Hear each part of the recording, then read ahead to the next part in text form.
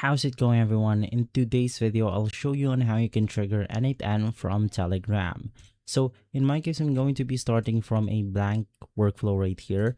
Of course, the first thing that you want to do is to add your first step, which is basically adding your trigger.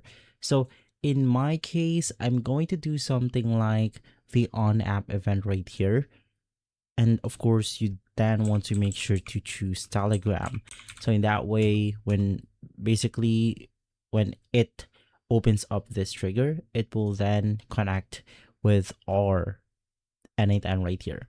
So there's multiple options or triggers that you can choose from. In my case, I'm going to be choosing my on message. So basically, when someone messages me on Telegram, it will then trigger our N8N right here. So click on the create new credential.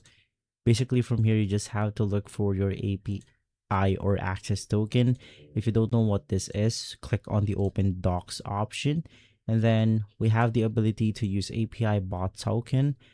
In here, you just want to start a chat with the bot father, enter the -new bot command to create a new bot, and then the bot father will then ask you for your name and username for your new bot.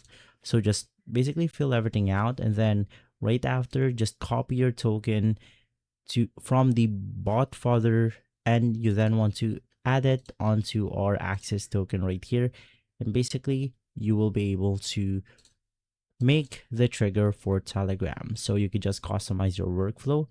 Maybe after initiating the Telegram trigger, you want to send it to your email, etc., etc. And so if this video has been helpful, leave a like, subscribe, and follow us for more videos like this. Thanks for watching.